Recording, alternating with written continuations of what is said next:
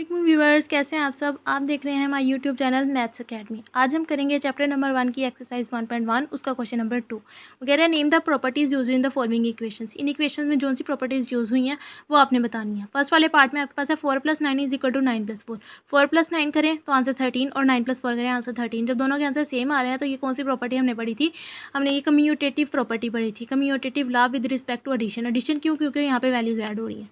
आगे नेक्स्ट आपके पास आ जाए सेकंड वाले पार्ट में, वो कह रहे हैं कि अगर पहली दो वैल्यूज़ को प्लस करें और बाद में तीसरी वैल्यू को प्लस करें, या फिर अगली दो वैल्यूज़ को पहले प्लस करने और पहली वाली को बाद में करें, तो फिर आपके पास आंसर दोनों का इक्वल ही आएगा। That's mean this is called associative law with respect to addition, because यहाँ पे एडिशन का साइन है। नेक्स्ट आपके पास आ जाए √3 + √5 इज +7। यहाँ पे पहले दो के साथ ब्रैकेट है, उसके बाद अगर राइट साइड पे अगली दो के साथ ब्रैकेट है, आंसर दोनों में सेम ही आएगा। तो ये आपके पास associative law with respect to addition आएगा, बिकॉज यहाँ पे वैल्यूज ऐड हो रही हैं। आगे आपके पास है 100 + 0 = 100। 100 में आप कोई ऐड करवाएं ज़ीरो को। अब मैंने आपको बताया था कि आप नाम से ही आपको पता चल जाएगा कि आप ऐड करवा रहे हैं ज़ीरो को, और जब ऐड हो रहा है तो वहाँ पे ज़ीरो का मतलब आइडेंटिटी, मतलब एडिटिव आइडेंटिटी प्रॉपर्टी यहाँ पे यूज़ हुई है।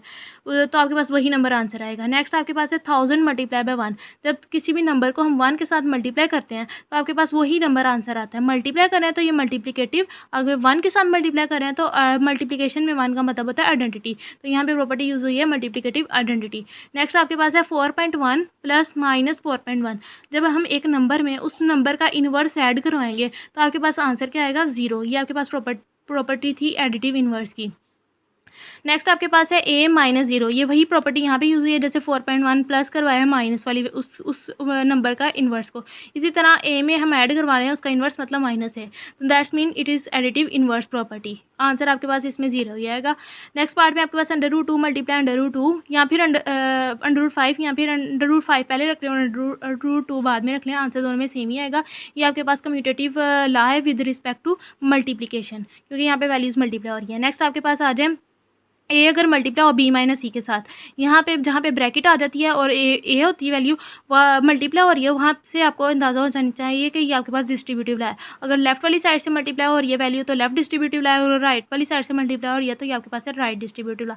यहाँ से लेफ्ट वाली साइड से मल्टीप्लाई हो रही है, this is called left distributive law, और अगले पार्ट में आपके पास राइट वाली साइड से मल्टीप्लाई हो रही है वैल्यू, तो this is called right distributive law. अगले वाले पार्ट में आपके पास कह रहा है कि 4 × 5 × 8। पहली दो दूसरी और तीसरी के साथ ब्रैकेट लगी हुई है, तो मतलब इनको मल्टीप्लाई करें या फिर पहली दो को मल्टीप्लाई करें, आंसर आपके पास क्या आएगा? इक्वल ही आएगा। This is called associative law with respect to multiplication, because there is a sign of multiplication. अब यहाँ पे आपके पास लास्ट वाला पार्ट है, इसमें देखें a मल्टीप्लाई हो रहा है ब्रैकेट b + c - t के साथ।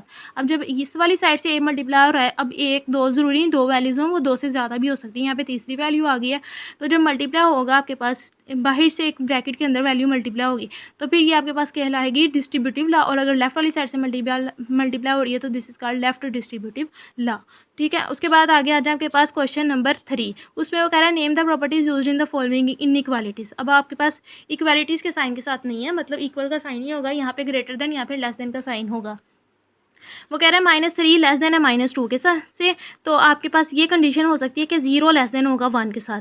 और वो कह रहा है यहाँ पे बताएं कि कौन सी प्रॉपर्टी यूज़ हुई है। पहले तो हमने देखना है कि ये इस इक्वेशन से ये वाली इक्वेशन कैसे बनी। तो अगर -3 में ऐड करवा दूँ मैं +3 को, तो आपके पास आंसर क्या आएगा? 0। और -2 में जो इस तरफ ऐड करवाया वही उस तरफ ऐड करवाना है, -2 में भी प्लस वही करवाऊंगी, तो आपके पास आंसर क्या आएगा? 0 1 ही आएगा। यहाँ पे देखें, यहाँ पे मैंने इसको सोल्व किया हुआ है। -3 लेस देन है -2 के साथ, अगर मैं इसमें एक नंबर ऐड करवाती हूँ +3, तो फिर वो भी लेस इस तरफ भी वो नंबर ऐड करवाऊंगी, तो यहाँ पे ये कैंसिल होकर 0 रह जाएगा। लेस देन -2 में से प्लस करूँगी 3, तो माइनस प्लस माइनस होता है, 3 में से 2 माइनस किया तो आपके पास 1 रह गया, तो 0 लेस देन 1। ये आपके पास जो इक्वेशन है ये बनी। यहाँ पे आपने कौन सी प्रॉपर्टी करवाई है? ऐड करवाया है किसी नंबर को। ठीक है, तो ये आपके पास जब किसी नंबर को ऐड करवाते हैं तो वो वाली प्रॉपर्टी आपके पास क्या कहलाती है? एडिटिव प्रॉपर्टी कहलाती है। ठीक है, अब यहाँ पे आपके पास सेकंड वाला पार्ट है, इसमें -5 लेस देन है -4 के साथ। अब हम देखें इस इक्वेशन से ये वाली इक्वेशन कैसे बनी। अगर हम -5 को मल्टीप्लाई करते हैं -4 के साथ, क्योंकि यहाँ पे माइनस साइन नहीं रहा, तो मतलब हम जब माइनस को माइनस के साथ मल्टीप्लाई करेंगे तो तभी माइनस साइन खत्म होगा। तो पहली बात तो हमने यहाँ पे माइनस साइन के साथ मल्टीप्लाई करना है, और फिर किसको 5 के साथ मल्टीप्लाई करेंगे? आंसर 20 है, तो 5 को अगर हम 4 के साथ मल्टीप्लाई करें तो हमारे पास आंसर आता है 20। तो यहाँ पे -5 को जब हमने -4 के साथ मल्टीप्लाई किया तो आपके पास आंसर आता है +20, और उसके बाद जो आपने लेफ्ट वाली साइड में मल्टीप्लाई किया वही आपने राइट वाली साइड पे भी मल्टीप्लाई करना है। ये देखें -5 लेस देन है -4 से, तो यहाँ पे मैं मल्टीप्लाई करूँगी -5 को -4 के साथ, और जो लेफ्ट पे किया है मल्टीप्लाई उसी को मैं राइट पे भी मल्टीप्लाई करूँगी। माइनस माइनस प्लस 5 4 ज़ा 20 less than minus minus plus 4 4 ज़ा 16। ये इक्वेशन आपके पास बन गई जो उन्होंने लिखी हुई है। तो इसमें बेसिकली हमने काम क्या किया है, हमने मल्टीप्लाई किया है एक नंबर को। तो ये कौन सी प्रॉपर्टी यूज़ हुई है, मल्टीप्लिकेटिव प्रॉपर्टी यूज़ हुई है। ठीक है, आगे आ जाए आपके पास थर्ड पार्ट में, वो कहता है 1 ग्रेटर देन है -1 से। ठीक है, 1 ग्रेटर देन है -1 से, तो आपके पास ये कंडीशन सेटिस्फाई कर सकती है कि -3 ग्रेटर देन होगा -5 से। अभी किस तरह से होगा, 1 में हम ऐसा क्या करें कि आंसर आपके पास -3 आ जाए। 1 में हम ऐसा क्या करें कि आपके पास आंसर -3 आ जाए। तो आप अगर 1 में से माइनस करवा देंगे -4 को, तो आंसर आएगा आपके पास -1। ये देखें 1 आपके पास ग्रेटर देन है -1 से, तो आप 1 में से माइनस जब करवाएंगे -4 को, तो इसी सेम वैल्यू को हमने राइट वाली साइड पे भी रखना है। यहाँ से हमने माइनस किया -3 आया, ग्रेटर देन इनको ऐड माइनस माइनस प्लस हो जाएंगे, और 1 और 5 क्या हो जाएगा, 1 और 4 आपके पास 5 हो जाएगा, और बड़ी वाली एक साथ माइनस साइन है तो यहाँ पे माइनस साइन, तो ये आपके पास आंसर आएगा -3 ग्रेटर देन -5। ठीक है, तो ये आपके पास कौन सी प्रॉपर्टी होगी, हमने एक नंबर को यहाँ पे बीच में ऐड करवाया है। ठीक है, हम लेके आए, तो ये प्रॉपर्टी यहाँ पे यूज़ हुई है एडिटिव प्रॉपर्टी। नेक्स्ट आपके पास 4 वाला पार्ट है, ए लेस देन है 0, ए लेस देन है 0 से, तो उसका नेगेटिव मतलब -1 ग्रेटर देन हो जाएगा 0 से। मतलब जब हम किसी वैल्यू को चेंज करते हैं उसके साइन से, तो माइनस उसके साथ आ गया, तो इसका मतलब यहाँ पे आपने माइनस को मल्टीप्लाई किया। ठीक है, तो यहाँ पे माइनस साइन को जब आपने मल्टीप्लाई किया, तो जब 0 के साथ मल्टीप्लाई होगा, और जब माइनस साइन मल्टीप्लाई होता है तो वो आपके पास हमेशा ये लेस देन का साइन ग्रेटर देन में चेंज हो जाता है। तो ये कौन सी प्रॉपर्टी आ गई, मल्टीप्लिकेटिव प्रॉपर्टी। नेक्स्ट आपके पास है ए ग्रेटर देन है बी से, तो आप उसको लिख सकते हैं कि 1/a लेस देन होगा 1/b से, क्योंकि हमने इसको फ्रैक्शन लिया है, इसको चेंज किया है, तो हम यहाँ पे क्या करेंगे, ये ग्रेटर देन का साइन किस में चेंज हो जाएगा, लेस देन के साइन में। तो यहाँ पे आप इस लिख देंगे कि आपने मल्टीप्लिकेटिव प्रॉपर्टी यूज़ की है।